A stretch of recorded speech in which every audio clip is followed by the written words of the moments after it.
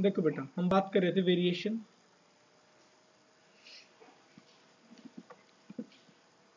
Heading डाले ना, variation of conductance मतलब G, कोमा स्पेसिफिक कंडक्टिविटी या specific conductance.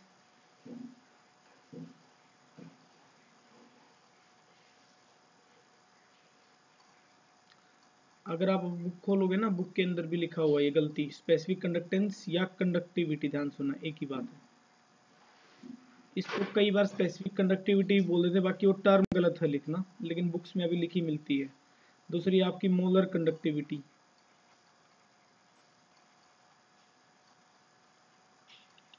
That is lambda m, and equivalent conductivity.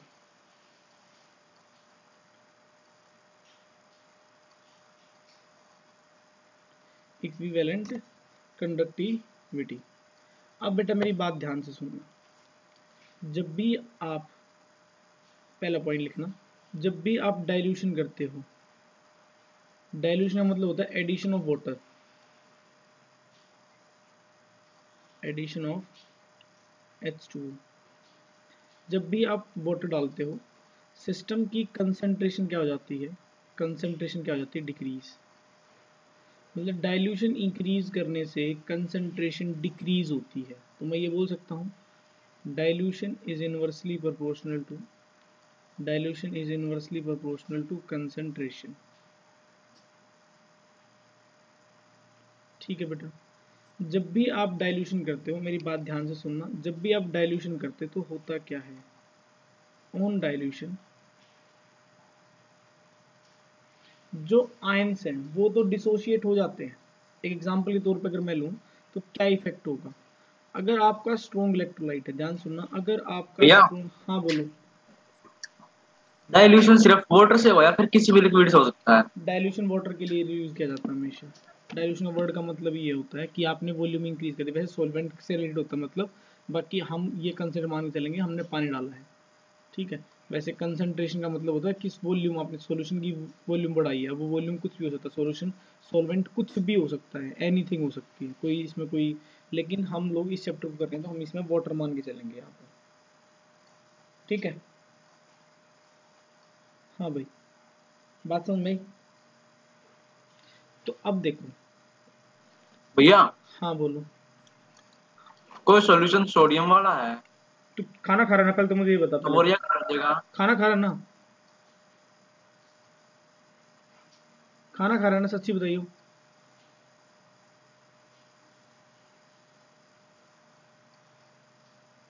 देखो इधर ध्यान से सुनना, जितने ज़्यादा आयंस होंगे, जितने ज़्यादा नंबर ऑफ आयंस होंगे, more the number of ions is directly proportional to conductance, conductance of the solution.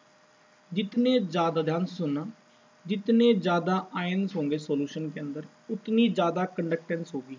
एक बात दिमाग में ये रखना, ठीक है।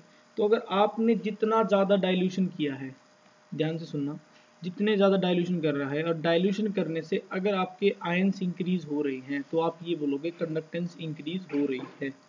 ये बात ध्यान रखना।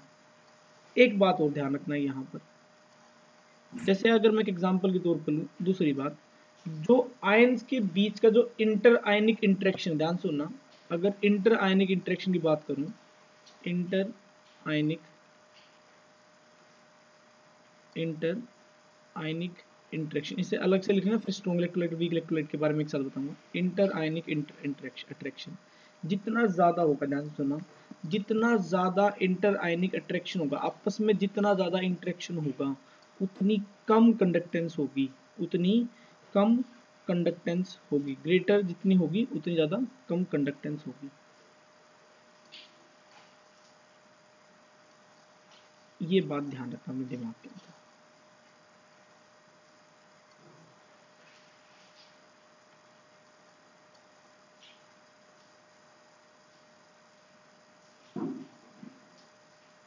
अब एक बात ध्यान से सुनो, अगर स्ट्रॉन्ग इलेक्ट्रोलाइट है, अगर क्या है, स्ट्रॉन्ग इलेक्ट्रोलाइट है, स्ट्रॉन्ग इलेक्ट्रोलाइट को ध्यान से सुनना, जब आप उसके अंदर डाइल्यूशन करोगे, डाइल्यूशन जैसे देखो स्ट्रॉन्ग इलेक्ट्रोलाइट का मतलब क्या होता है, जिसका डिग्री ऑफ डिसोसिएशन क्या हो, जिसका डिग्री ऑफ डिसोसिएशन क्या हो, 1 हो, degree of dissociation that is alpha क्या है उसके लिए 1 है, मतलब जो कंप्लीटली डिसोशिएट कर जाए, जो कंप्लीटली डिसोशिएट कर जाए।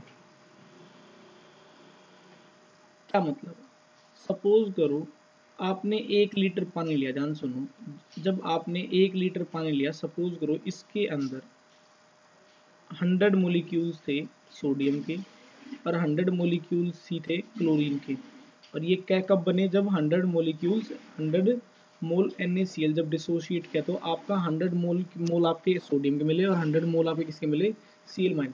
1 लीटर पानी के अंदर आपको इतने थे। अब मुझे एक बात बताओ, जब आपने इसके अंदर 1 लीटर पानी और डाल दिया तो सॉल्यूशन की अमाउंट कितनी हो गई, अब की बार सॉल्वेंट की या सॉल्यूशन की अमाउंट कितनी हो गई है, 2 लीटर। तो मुझे बताओ क्या नंबर ऑफ आयंस इंक्रीज हुए यहाँ पर, क्या नंबर ऑफ आयंस इंक्रीज होंगे यहाँ पर, अगर शुरू में 100, नहीं भैया, अगर शुरू में 100 थे तो बाद में भी 100 होंगे। तो मुझे ये बताओ मूवमेंट कब ज्यादा आसान होगी, पहले या बाद में, डाइल्यूशन से पहले या डाइल्यूशन के बाद, डाइल्यूशन के बाद भैया। है ना।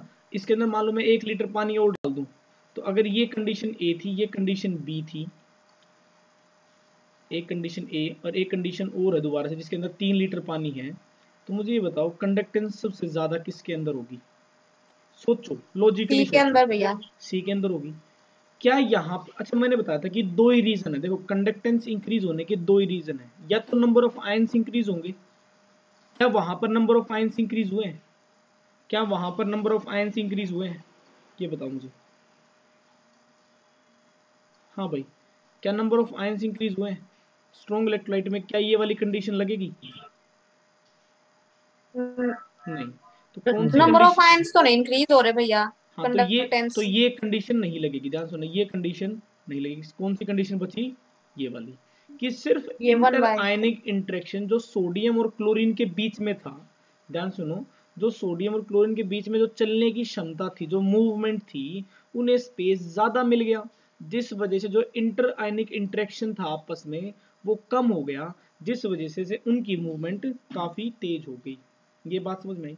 तो इसकी स्टेटमेंट लिख लो, क्या है स्टेटमेंट लिखना, एक्सप्लेनेशन। तो आपको एग्जाम में, अच्छा एक चीज और देखो मेरे को, एक बात और ध्यान सुनो, एक बात और ध्यान से सुनो, जैसे जी इंक्रीज, ध्यान सुनना, जैसे जी इंक्रीज होगा ना, तो मैंने आपको बताया था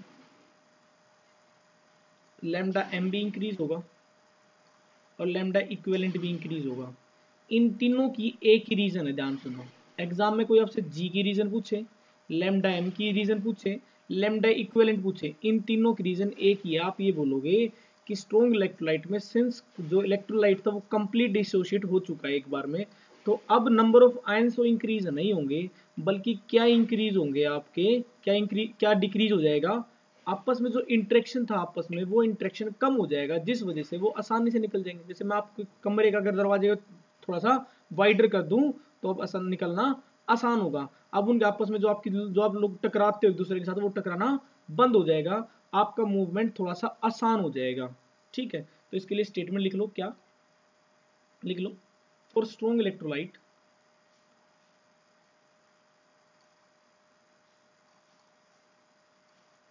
for strong electrolyte there is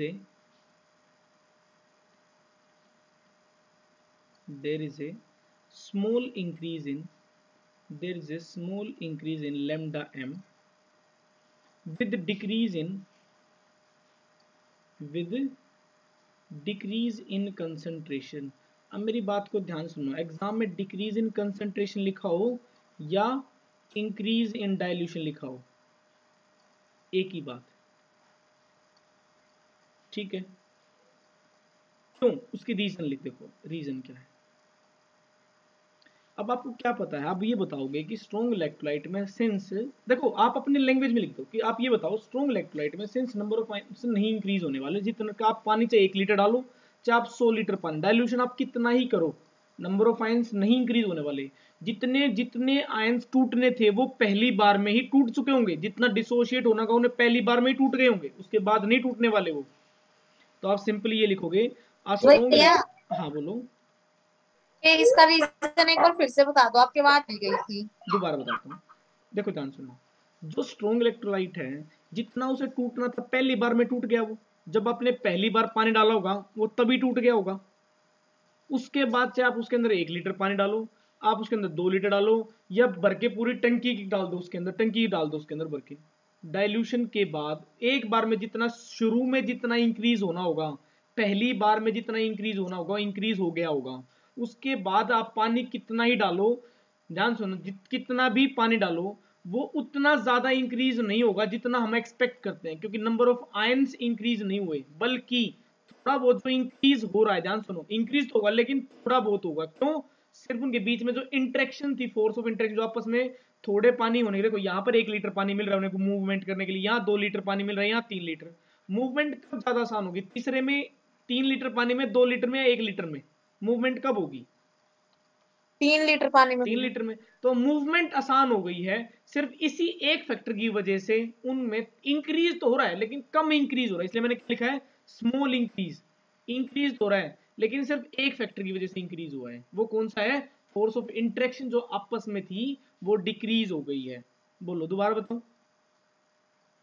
आ गया भैया बहुत समझ। सिंपल लाइन में समझा रहा हूं, आप इसे गूगल या कहीं से ढूंढोगे बड़े परेशान हो जाओगे। Strong electrolyte completely dissociate.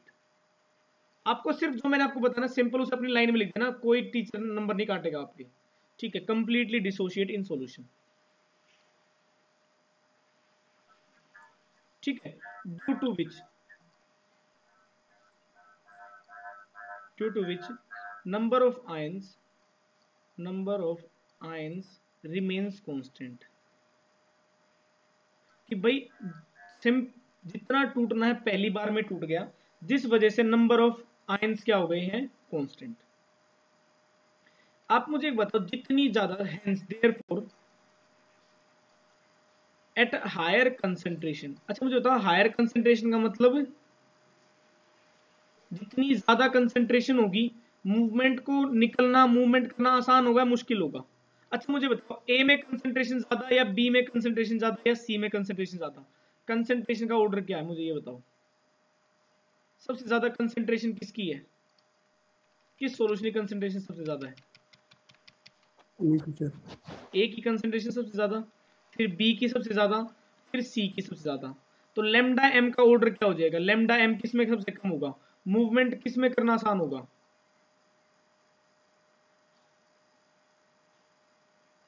सी में सर। सी में। क्यों? उसमें कंसेंट्रेशन कम है, रिवर्स हो जाएगा उल्टा। तो आप लिखोगे simply, at higher concentration there is a greater inter ionic interaction. एक एक वर्ड का मतलब समझा रहा हूं। इंटर आयनिक इंटरेक्शन या अट्रैक्शन, इंटरेक्शन लिखना इंटरेक्शन लिख लो, अट्रैक्शन लिखना अट्रैक्शन लिख लो, which retard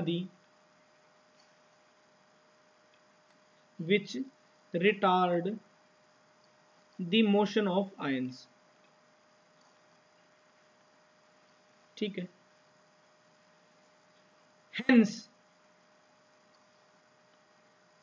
hence lambda m decreases with increase in concentration, bracket लिख लेना, डिक्रीज इन डाइल्यूशन, उल्टा, ठीक है? Decrease in dilution, but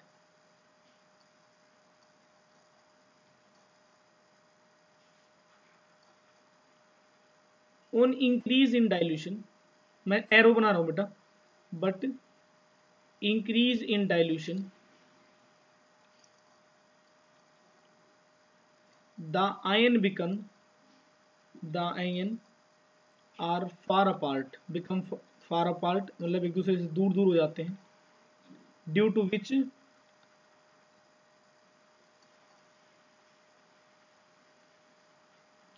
to which decrease in inter ये आता है एग्जाम में क्वेश्चन, इसलिए लिखवा रहा हूँ। इस पे ग्राफ, अभी ग्राफ बनाऊंगा पिछले साल का जो सैंपल पेपर उसको उठा के देखो, जो सीबीएसई ने सैंपल पेपर रिलीज किया उसके अंदर इस पे क्वेश्चन आया हुआ था, ग्राफ पे क्वेश्चन था। और ग्राफ कब समझ में आएगा, जब आपको स्टेटमेंट समझ में आएगी। Inter ionic attraction,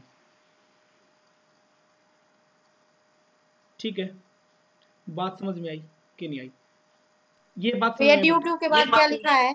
due to which, due to decrease कर लो, due to decrease in inter ionic attraction, due to increase in dilution the ions are far apart due to decrease in, ऐसे लिख लो, due to decrease in inter far apart due to which, नहीं ठीक है, due to which there is a decrease, ऐसे लिख लो, there is decrease in inter-ionic attraction and hence lambda m increases। Lambda m की जगह आप कुछ भी लिख देना, जी लिख देना, लैम्डा इक्विवेलेंट, तीनों के बारे में कुछ भी पूछा गया, सिर्फ के को छोड़ के कुछ भी हो वही लिख देना जो पूछा गया हो। एक ही रीजन है, एक ही मतलब है सबका। बात समझ में आई बेटा? बोलो। अच्छा लैम्डा, मैंने बताया था ना लैम्डा एक ही बात है। लैम्डा कैसे बना लो, ट्रायंगल दे रखा हो ट्रायंगल बना देना, लैम्डा दे रखा लैम्डा बना देना, ये आपकी चॉइस है, कोई इसके अंदर दिक्कत नहीं है। बात समझ में आई? चलूं आगे। अब एक बात बताओ, अब ध्यान सुनना। एक साइंटिस्ट थे, इसे लिखना मत, इसे दोबारा लिखूंगा, लेकिन इससे पहले समझ लो इसकी यूज क्या होगा, इससे मैं एक रिलेशन ड्राइव करूंगा।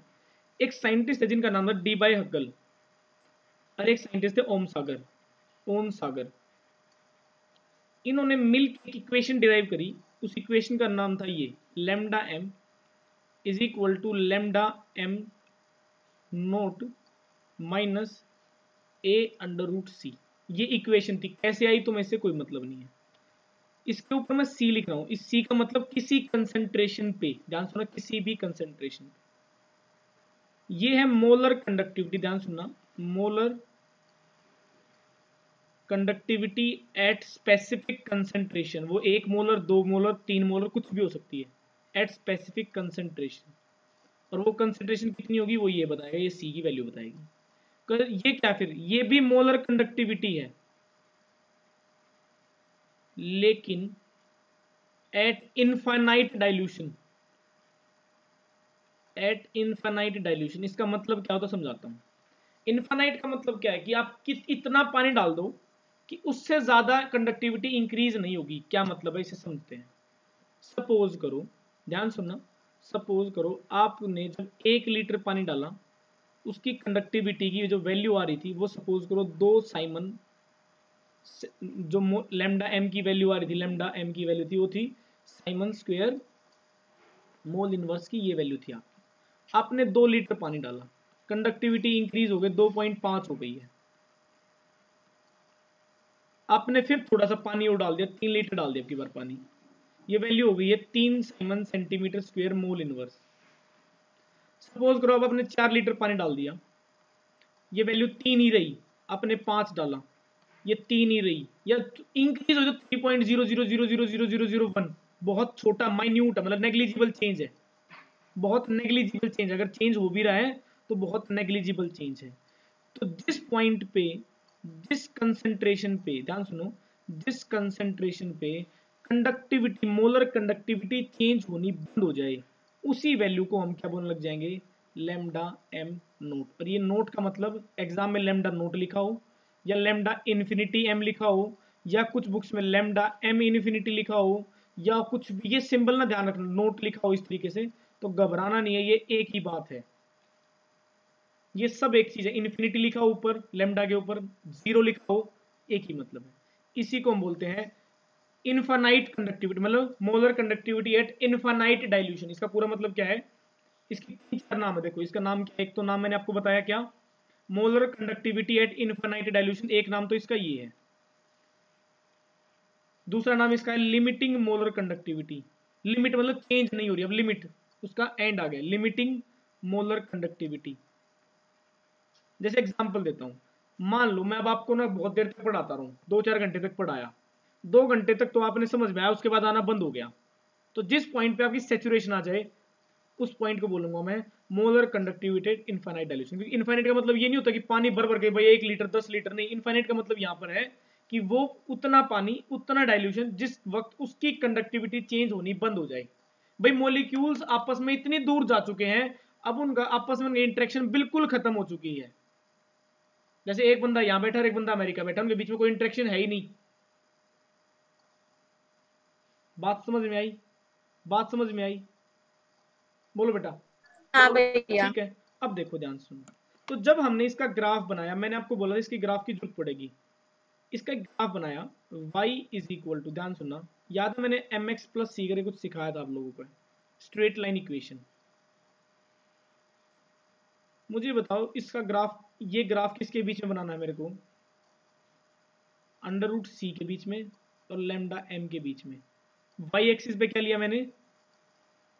Lambda m। x एक्सिस पे क्या लिया मैंने? मुझे बताओ यहाँ स्लोप नेगेटिव है पॉजिटिव है? पहले तो मुझे बताओ स्लोप यहाँ नेगेटिव है पॉजिटिव है? नेगेटिव है भैया। नेगेटिव है। तो ग्राफ कैसे बनना चाहिए? ऐसे बनाऊं या ऐसे बनाऊं?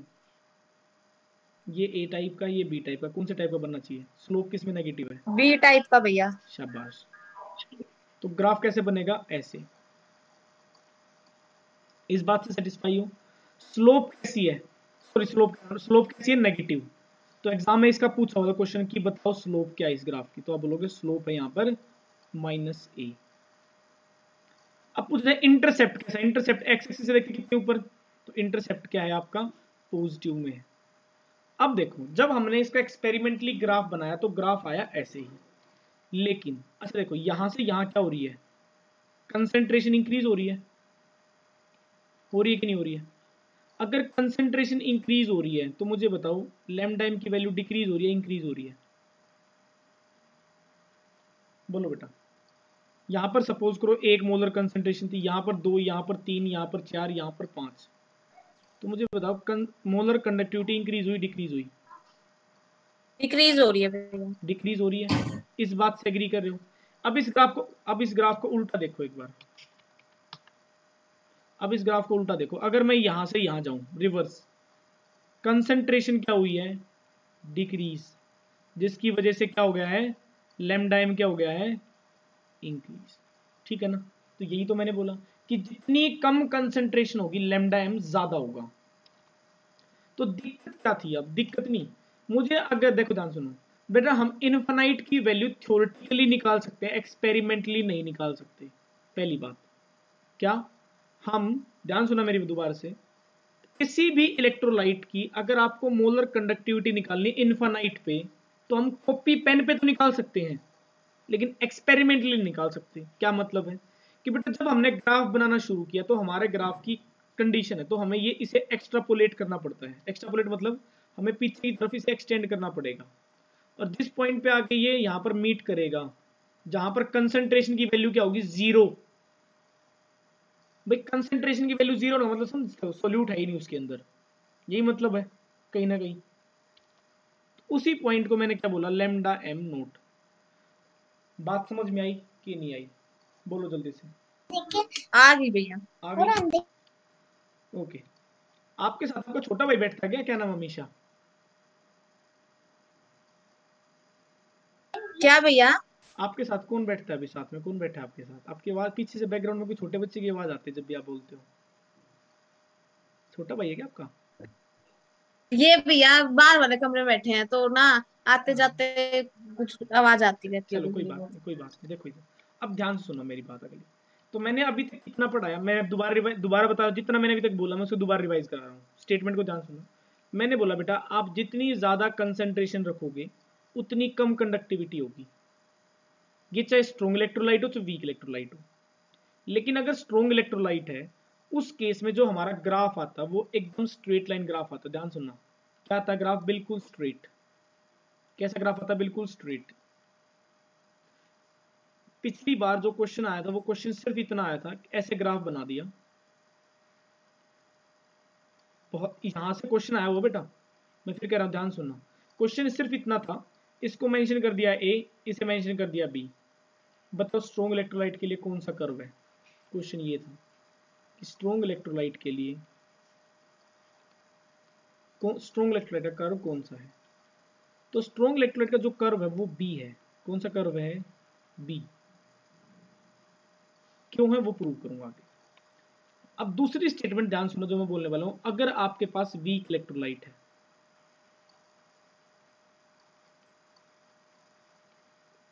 और जो कहानी है ना, जो कहानी हम यूज करने वाले हैं वो वीक के लिए ही यूज करेंगे, ध्यान से सुनना। क्योंकि जो कोलराश लॉ, ध्यान सुनो, जो मैं अभी कोलराश लॉ डिस्कस करने वाला हूं कुछ समय के बाद, वो कोलराश लॉ इस वीक इलेक्ट्रोलाइट के लिए ही है, स्ट्रॉन्ग के लिए है ही नहीं। ठीक है, अब सुनो क्या मतलब। बेटा मुझे एक बात हो, वीक इलेक्ट्रोलाइट जैसे कि एसिटिक एसिड, आपको पता है कि इसके अंदर जितना वीक इलेक्ट्रोलाइट का मतलब क्या होता है, जो धीरे धीरे टूटे, जो धीरे धीरे टूटे, यही मतलब होता है इसका। मुझे बताओ वीक इलेक्ट्रोलाइट का मतलब क्या है, जो धीरे धीरे टूटे। सपोज करो time t is equal to 0 पे आपके पास इसके 100 मोल थे, time t is equal to 10 second पे जब आपने इसके अंदर जैसे ही पानी डाला, सपोज करो 20 मोल टूट गए इसके, तो ये भी 20 मिलेंगे, ये भी 20 मिलेंगे। क्या इस बात से सेटिस्फाई हो आप लोग? क्या आप इस बात से सेटिस्फाई हो? हाँ भैया। मैंने इसके अंदर थोड़ा पानी और डाल दिया, डाइल्यूशन इंक्रीज करी। ध्यान सुनो, मैंने इसके अंदर पानी और डाला, सपोज करो 10 आयन और टूट गए यहां से यहां, तो ये 30, ये भी 30 टोटल। आपने थोड़ा सा और पानी डाल दिया इसके अंदर कुछ समय के बाद, 100 माइनस 40। मुझे एक बात बताओ, जब भी आप पानी डालते हो क्या चीज इंक्रीज हो रही है? नंबर ऑफ आयंस इंक्रीज हो रहे हैं। क्या नंबर ऑफ आयंस इंक्रीज हो रहे हैं यहाँ पर? हाँ बेटा। हाँ भैया। अब सुनो ध्यान से, नंबर ऑफ आयंस इंक्रीज हो रहे हैं, पहली कंडीशन। क्या दूसरी कंडीशन यहाँ पर लागू नहीं होगी? क्या आपस में इनके बीच में जो डिस्टेंस होगा, इंटरेक्शन, क्या वो भी कम नहीं हो जाएगी पानी डालने से?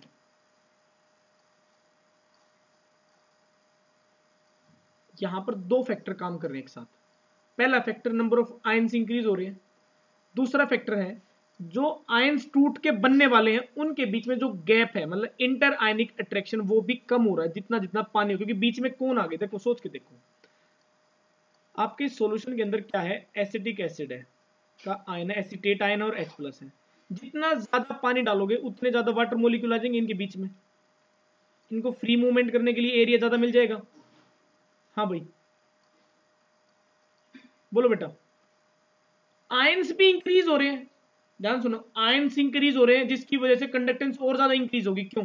जितना ज्यादा, ध्यान सुनो, स्ट्रॉन्ग इलेक्ट्रोलाइट के केस में आयन कांस्टेंट हो जाते थे, यहां पर कांस्टेंट नहीं, यहां पर जितना पानी डालोगे उतने ज्यादा आयन टूटेंगे,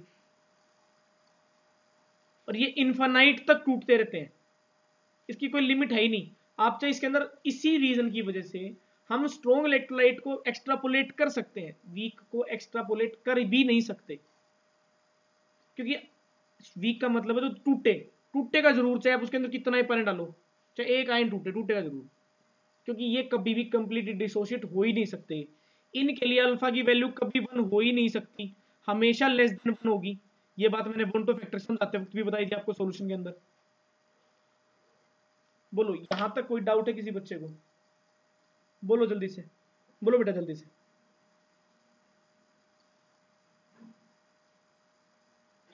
बोलो बोलो बेटा, आवाज आ रही है आप लोगों को? नो सर, कोई डाउट नहीं है। कोई डाउट नहीं है। अभी आप बताओ। भैया एक बात पूछनी थी। बोलो। जो H2SO4 है, जब हम उसको पानी में डालते हैं तो वो पहले तो H+ और HSO4- में होता है, बिल्कुल। टूटता है, और फिर जब दोबारा से वो 2 स्टेप में टूटता है H2 में, तो फिर हम उसको स्ट्रॉन्ग इलेक्ट्रोलाइट क्यों लेते हैं? ध्यान से सुनो मेरी बात को ध्यान सुनो, बहुत अच्छा क्वेश्चन है। देखो ध्यान सुनो, जब आप H2SO4 को पानी में डालते हो, ये अगर 100 आयन थे ना, 100 के 100 टूट जाएंगे एक बार में, H+ में और HSO4- में। हमें तो पहले स्टेप से मतलब है, 100 आयन ये बनेंगे, 100 आयन ये बनेंगे, इस बात सेटिस्फाई? अब ये ध्यान सुनो, हाँ अब भैया। ये वाला आयन दोबारा फिर टूटेगा, जो दूसरा आयन टूट रहा है वो इसके अंदर टूट रहा है, H+ में और SO4 2- के अंदर, और ये भी कंप्लीटली टूट रहा है एक बार में ही। अगर मैं इसको देखूं, ये तो पूरा टूट गया ना, बाद में इसके साथ क्या हो रहा है हमें इससे मतलब थोड़ी ना है, हमें तो इससे मतलब है ना, ये तो पूरा टूट गया ना, जितना टूटना था, जितना इसको टूटना चाहिए था, जितना इसकी जिम्मेवारी थी वो तो टूट गया ना ये। भाई लॉजिकली हाँ भैया। समझो, मेरे को जितना पढ़ाना था, जितना मैं अपनी कैपेसिटी से पढ़ा सकता हूँ मैंने उतना पढ़ाया, बाद में रिजल्ट की जिम्मेवारी तो आप लोगों की ना बेटा, आपने कितनी मेहनत करी बाद में, मैं तो एक्स्ट्रा क्लास ले सकता हूँ और ज्यादा नोट्स दे सकता हूँ और ज्यादा टाइम दे सकता हूँ, लेकिन मैं तो फुल डिसोशिएट हुआ अपने आप में, हाँ भैया।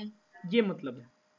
जो आयन जिसकी बात कर रहे हैं वो तो पूरा टूट गया ना, अब बाद में आप कह रहे हो ना कि भैया ये दूसरा H+ तो आराम से टूट, बाद में दोबारा टूटा है, वो ये टूटा है, हाइड्रोजन सल्फेट टूटा है, ना कि हाइड्रोजन डाई हाइड्रोजन सल्फेट टूटा है, H2SO4 नहीं टूटा। जितना टूटना था हाइड्रोजन सल्फेट मतलब सल्फ्यूरिक एसिड वो तो टूट गया एक बार में ही, ये रीजन है। चलें अब आगे, ठीक है क्लियर? भैया। ओके, अब इसके लिए स्टेटमेंट। अच्छा मुझे एक बात बताओ, कंडक्टिविटी स्ट्रॉन्ग इलेक्ट्रोलाइट की ज्यादा होनी चाहिए, वीक की ज्यादा होनी चाहिए किसी एक टाइम पे? मान लो एक एग्जांपल के साथ समझाता हूं, आपने इसके अंदर NaOH लिया, NaCl लिया 1 लीटर पानी के अंदर, जो कि स्ट्रॉन्ग इलेक्ट्रोलाइट है। आपने यहां पर एसिटिक एसिड लिया जो कि एक वीक इलेक्ट्रोलाइट है, पानी इसके अंदर भी 1 लीटर है, मतलब 1 लीटर पानी के अंदर डालने के बाद Na+ पूरा टूट चुका है जितना टूटना था, लेकिन क्या यहां पर पूरा टूटेगा CH3CO-? नहीं भैया। तो मुझे बताओ कंडक्टिविटी किसकी ज्यादा होनी चाहिए, स्ट्रॉन्ग की या वीक की? स्ट्रॉन्ग इलेक्ट्रोलाइट की क्यों? भैया। क्योंकि वो एकदम से टूट गया जितना टूटना था। इसी वजह से जो इसका ग्राफ आता है, ध्यान से सुनना, जो इसका ग्राफ आता है कैसा आता है, यहां √C और यहां पर λm, इसका ग्राफ देखो, यहां पर धीरे धीरे धीरे धीरे धीरे धीरे धीरे धीरे इंक्रीज होता है। देखो क्या कर रहा हूं मैं, उल्टा चल रहा हूं, इस ग्राफ को मैं उल्टा पढ़ रहा हूं, ध्यान सुनना, कि मतलब मैं ऐसे चल रहा हूं, मतलब मैं कंसंट्रेशन डिक्रीज कर रहा हूं, कंसंट्रेशन डिक्रीज का मतलब मैं डाइल्यूशन इंक्रीज कर रहा हूं, मैं डाइल्यूशन इंक्रीज कर रहा हूं, डाइल्यूशन इंक्रीज करने से धीरे धीरे धीरे धीरे धीरे धीरे धीरे धीरे थोड़े थोड़े आयन इंक्रीज हुआ और एकदम से क्या हुआ, एकदम से स्टीप इंक्रीज हुआ। पहली बात, इस लाइन को कभी भी अपने वाई एक्सिस से जोड़ोगे नहीं, क्योंकि इनफाइनाइट पे भी कुछ ना कुछ टूटेगा ये, इसे आप एक्स्ट्रापोलेट नहीं कर सकते। देखो एक्स्ट्रापोलेट मतलब हम ये माने चलते कि इनफाइनाइट टाइम पे जाके ये मीट करेंगे, लेकिन करते फिर भी नहीं है, ठीक है? इसलिए हमें वीक इलेक्ट्रोलाइट की लैम्डा इंफिनिटी की वैल्यू नहीं मिलती। ध्यान सुनो, स्ट्रॉन्ग इलेक्ट्रोलाइट में हम लैम्डा m इंफिनिटी की वैल्यू निकाल सकते हैं एक्स्ट्रापोलेट करके। कैसे?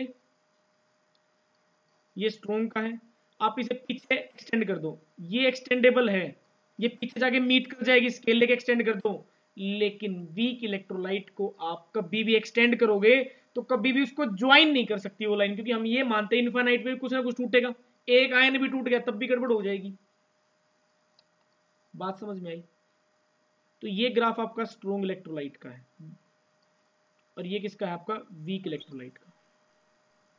तो भैया वीक इलेक्ट्रोलाइट पे कोई टाइम तो ऐसा होगा जिसपे वो पूरे टूटेंगे, कोई कोई टाइम टाइम नहीं नहीं होता, होगा। कोई भी टाइम नहीं होता, हम ये हाइपोथेटिकल है, कभी नहीं, क्योंकि weak मतलब ये होता है कि आप जितना पानी डालोगे वो टूट जाएगा, आयन फिर टूट जाएगा, पानी डालो फिर टूट जाएगा। हम थ्योरेटिकली कॉपी पे निकाल सकते हैं, लेकिन एक्सपेरिमेंटली कभी कोई पूरा नहीं टूटता, वीक इलेक्ट्रोलाइट कभी पूरा नहीं टूटता, आप चाहे कितना ही पानी, चाहे उसके अंदर टंकी भर के भैया पूरे तालाब में डाला उसे। भैया हाँ बोलो। यदि इसके आयन तो खत्म हुए कभी, क्या? ध्यान से सुनो आयन इसके खत्म बेटा, नहीं हुए कभी? ध्यान से सुनो मेरी बात, एसिटिक एसिड में एक इक्विलिब्रियम होता है एसीटेट आयन में, ये वापस कंबाइन होकर इसमें भी कन्वर्ट हो सकते हैं।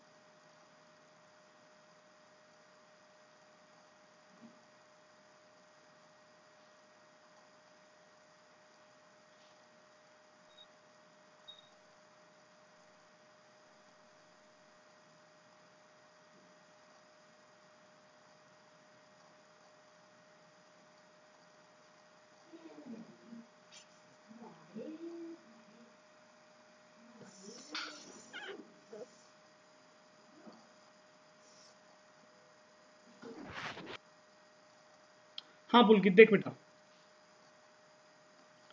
तूने ये कहा कि एक टाइम तो ऐसा आएगा जिस टाइम पे आयन ही खत्म हो जाएंगे, लेकिन ऐसा, अच्छा पुलकित आया नहीं अभी तक।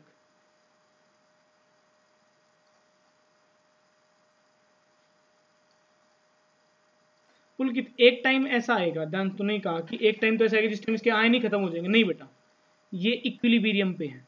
जब भी आप इसका इक्विलिब्रियम डिस्टर्ब करोगे, ये बैकवर्ड जा सकता है। बैकवर्ड मतलब वापस से कंबाइन हो जाएंगे कुछ आयन्स, ये मतलब है।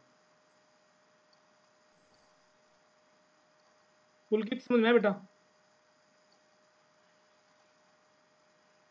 पुलकित, हाँ भैया। ठीक है ना, ये रीजन है। तो अब ध्यान से सुनो, वीक इलेक्ट्रोलाइट की कंडीशंस लिख लो। मतलब वीक इलेक्ट्रोलाइट में क्या होगा,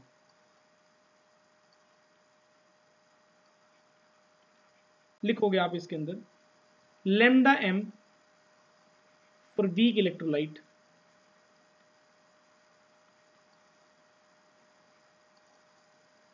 इज लोअर, कि स्ट्रोंग से थोड़ा सा कम हो, नीचे की तरफ बने ग्राम, is lower than for strong electrolyte.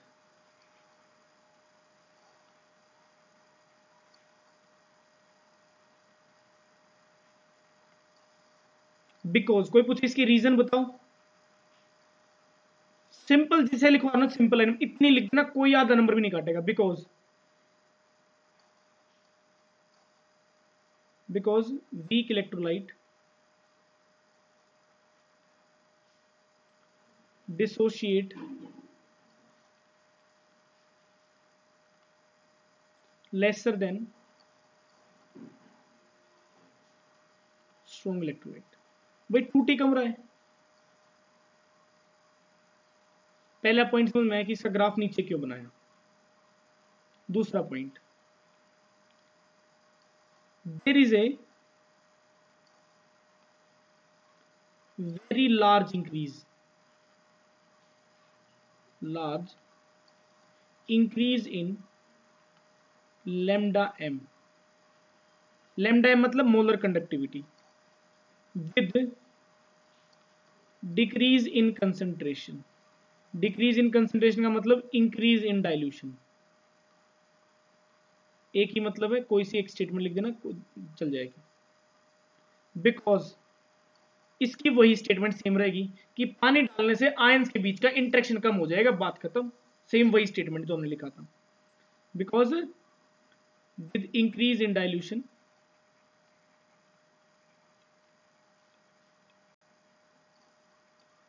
Number of ions तो इंक्रीज होंगे ही होंगे। एक तो number of ions increases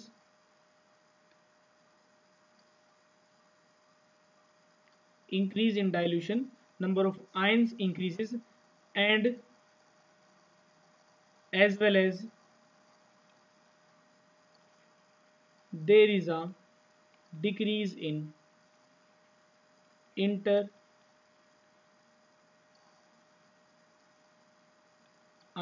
attraction।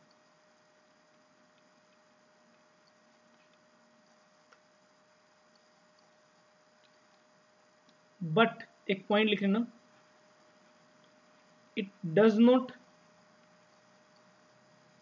Reach to maximum, क्योंकि वीक इलेक्ट्रोलाइट है तो मैक्सिमम वैल्यू तक नहीं जाएगा। Because 100% dissociation never takes place. Because 100% dissociation never take place. Dissociation of weak electrolyte never takes place.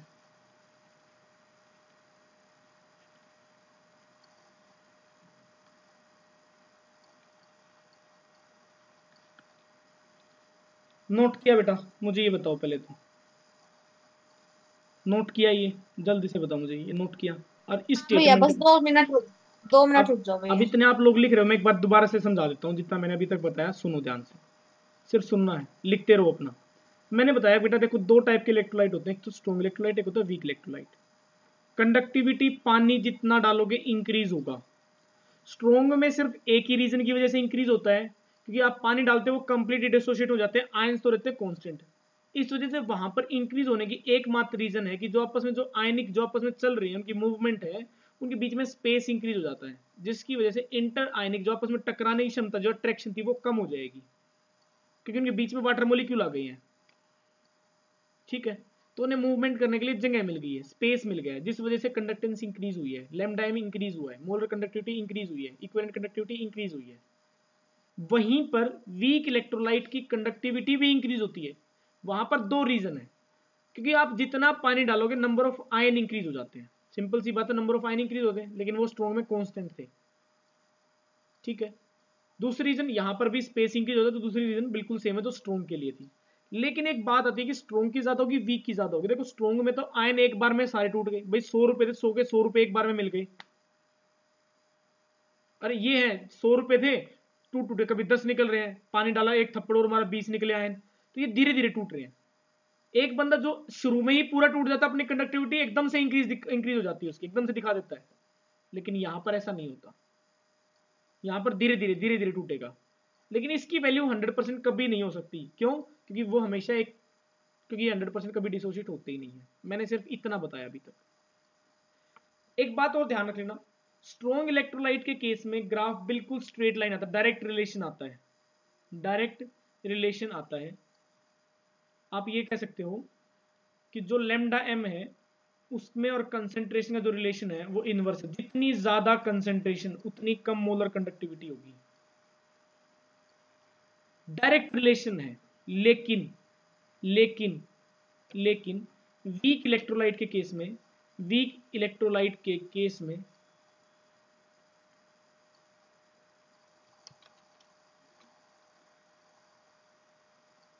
लेकिन वीक इलेक्ट्रोलाइट के case में exponential increase होता है, एक्सपोनेंशियल इंक्रीज होता है। इसी वजह से इनका जो ग्राफ है वो कैसा आता है। अच्छा इस अब लिखना, अब वो इक्वेशन लिखना जो मैंने आपको बताया था, according to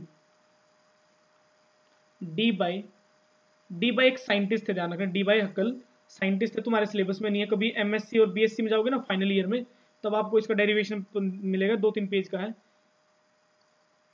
D by हक्कल on Sagar equation,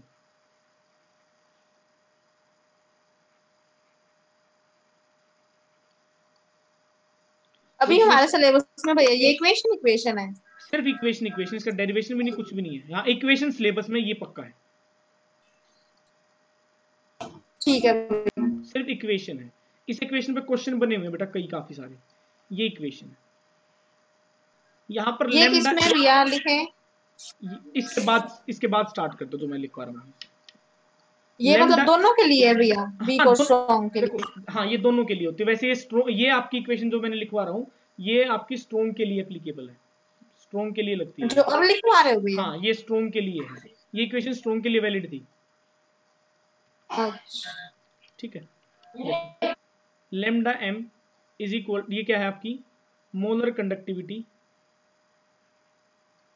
क्योंकि वीक पे इसे लगा भी लेंगे तो अप्लाई नहीं कर पाएंगे इसे हम, क्योंकि एक्सपोनेंशियली फैक्टर आता है उसके अंदर। Molar conductivity at given concentration,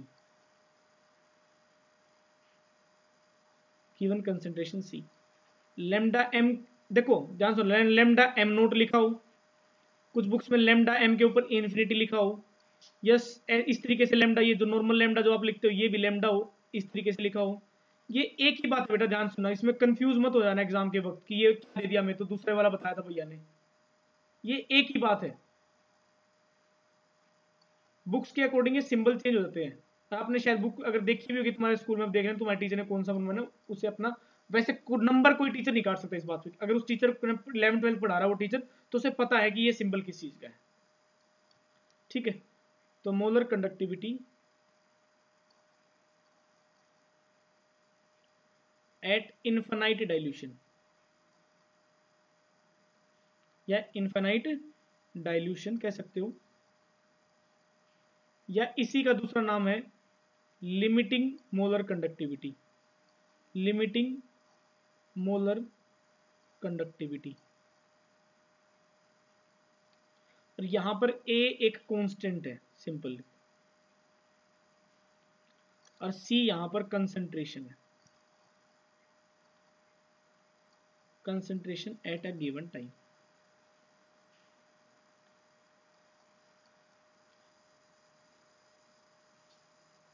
लिखा बेटा? यहाँ पे भैया एक ही कोई पर्टिकुलर वैल्यू है या निकालनी पड़ती है ये हमें, वैल्यू या हर दी होती है? एक ही वैल्यू हर इलेक्ट्रोलाइट की अपनी होती है, हर टेम्परेचर पे अलग होती है। तो ये हमें दी होगी भैया? इस इक्वेशन से कोई क्वेश्चन आएगा ही नहीं, सिर्फ सिंपली आपसे इक्वेशन पूछेंगे, सिंपल इक्वेशन पूछ सकते हैं, इस पे कोई न्यूमेरिकल नहीं बनेगा, कोई भी न्यूमेरिकल नहीं आज तक। मतलब एक ही नंबर का आएगा भैया यहाँ? हाँ, एक नंबर में इक्वेशन पूछ लेते हैं कि which of the following is an डी बाय अकल ओम सागर इक्वेशन, ये पूछ लेते हैं कई बार। इस पे न्यूमेरिकल आपके लेवल पे नहीं होते हैं, न्यूमेरिकल मैं करा भी दूंगा, मेरे पास है, मैं खुद तैयारी कर रहा हूँ इसी नेट वगैरह की, तो थोड़ा सा मैं हम पढ़ते हैं इसके बारे में, बाकी मैं बता सकता हूँ न्यूमेरिकल, लेकिन आपके लेवल पे नहीं है न्यूमेरिकल्स। आगे ठीक है देखो। भैया। ओके, अगली चीज मुझे जो आपको बतानी थी, इसका ग्राफ। अच्छा, अभी हमने एक ग्राफ बनाया लैम्डा एम। अब ध्यान सुनना, यहाँ से क्वेश्चन आपसे ज्यादा बहुत ज्यादा हाई कंपटीशन लेवल की अगर बात करूँ तो यहाँ से क्वेश्चन क्या पूछा जा सकता है? स्ट्रेट लाइन इक्वेशन क्या होती है बेटा? स्ट्रेट लाइन इक्वेशन आपने क्या पढ़ी है? y is equal to y is equals m to x plus c. mx plus c। इसके अकॉर्डिंग अगर इसमें अरेंज करूँ तो लैम्डा एम कहाँ रखूँ? y एक्सिस पे, x एक्सिस पे। इस इक्वेशन को मैं ये लिख सकता हूँ माइनस, इसके अकॉर्डिंग अगर मैं इसे अरेंज करूँ तो इस इक्वेशन को ऐसे लिखा जा सकता है। तो यहां से कोई आपसे पूछे स्लोप क्या है, स्लोप मतलब m, मतलब क्या आपकी माइनस a। कोई आपसे पूछे इंटरसेप्ट क्या है, यहाँ पर इंटरसेप्ट बोलोगे पॉजिटिव में लैम्डा एम नोट। इसी वजह से जो इसका ग्राफ आता है वो इसका ग्राफ कैसे आता है? स्ट्रॉन्ग इलेक्ट्रोलाइट के तो ये ग्राफ होता है जिसमें ये इक्वेशन आपकी फॉलो होती है। ठीक है, तो इसलिए लिख लेना ये किसके लिए? For strong electrolyte. Strong electrolyte मतलब HCl। ठीक है, इस तरीके से HCl H2SO4। और वहीं आपका वीक इलेक्ट्रोलाइट के लिए कौन सा ग्राफ आता है? इस तरीके से एक्सपोनेंशियली ग्राफ आता है। ये किसके लिए? Weak, for weak electrolyte. ये लिख लेना, ग्राफ इंपॉर्टेंट है।